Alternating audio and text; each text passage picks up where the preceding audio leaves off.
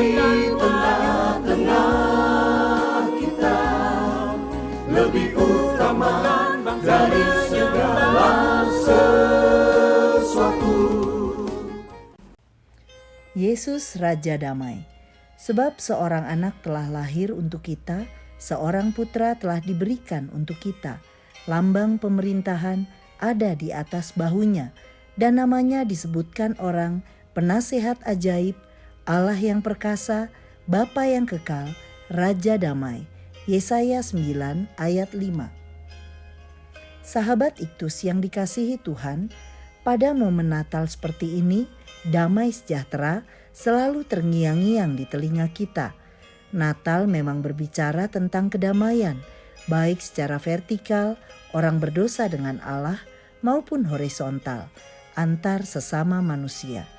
Allah menghendaki damai sejahtera yang berarti keharmonisan di seluruh muka bumi.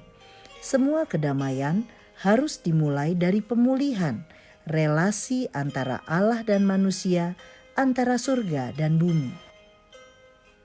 Seperti yang sudah disampaikan sebelumnya, semua sebutan untuk Tuhan Yesus dalam Yesaya 9 ayat 5 harus dikaitkan dengan situasi politik pada awal abad ke-8 sebelum Masehi. Ahaz, Raja Yehuda, sedang dikepung oleh Raja Israel dan Raja Aram. Peperangan sebentar lagi akan pecah. Selain itu, bahaya dari negara lain yang lebih besar pun terus mengintai. Di tengah kondisi yang carut-marut inilah janji tentang kedatangan Raja Damai diberikan.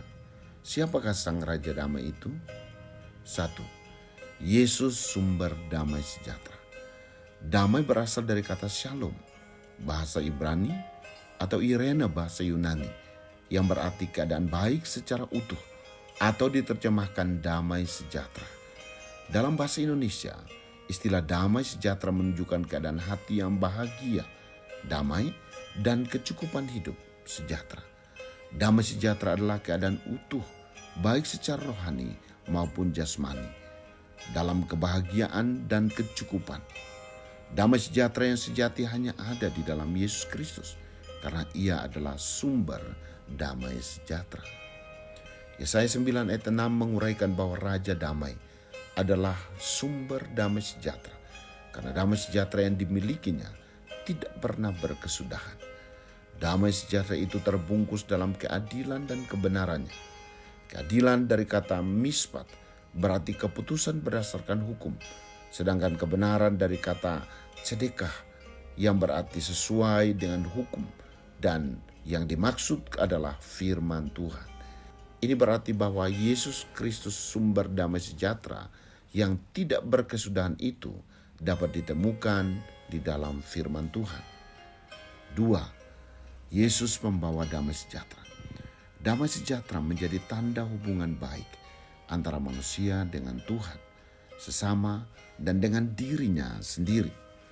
Yesus sumber damai sejahtera itu menjadi pembawa damai sejahtera untuk memulihkan hubungan yang telah rusak oleh dosa. 1 Yohanes 4 ayat 10 menyatakan bahwa kasih Allah ditunjukkan dengan mengutus anak tunggalnya sebagai pendamaian bagi dosa kita. Yesus Tuhan telah merendahkan dirinya dan menjadi sama dengan manusia, disalibkan dan mati sebagai korban pendamaian. Efesus 2 ayat 14-22 juga menyatakan tentang Yesus sebagai pembawa damai sejahtera yang melalui dirinya telah memperbaiki hubungan manusia dengan Allah dan dengan sesamanya. Hubungan yang telah diperbaharui ditandai dengan keadaan seseorang sebagai manusia baru yang memiliki damai sejahtera. Ayat 15. Sang pembawa damai telah membuka jalan masuk antara manusia dengan Allah. Ayat 18. Selanjutnya, ayat 19-22 menyatakan tentang hubungan yang telah dipulihkan dengan sesama anggota keluarga Allah. 3. Yesus memberi damai sejahtera.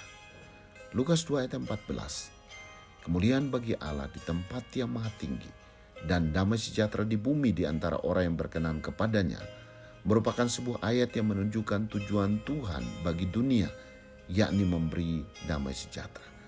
Tujuan misi Allah yakni penyelamatan manusia melalui kehadiran sumber damai sejahtera di tengah-tengah dunia.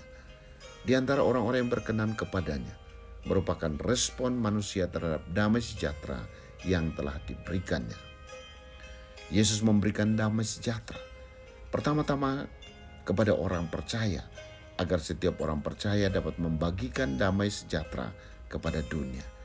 Damai sejahtera diberikan dibarengi dengan pengutusan, sebagaimana tertera dalam Yohanes 20 ayat 21. Ini berarti bahwa damai sejahtera yang telah diberikan kepada setiap orang percaya haruslah dibagikan kepada semua orang dari segala suku bangsa di muka bumi, agar bumi dipenuhi damai sejahtera Kristus. Sahabat Iktus, Tuhan menciptakan kita agar kita mengalami kebahagiaan dan kecukupan. Inilah damai sejahtera yang disediakan Tuhan bagi kita. Damai sejahtera itu hanya bersumber di dalam Yesus Kristus Sang Raja Damai dan di dalam firman-Nya, sehingga hanya bila kita memiliki Yesus Kristus, maka kita memiliki damai sejahtera itu.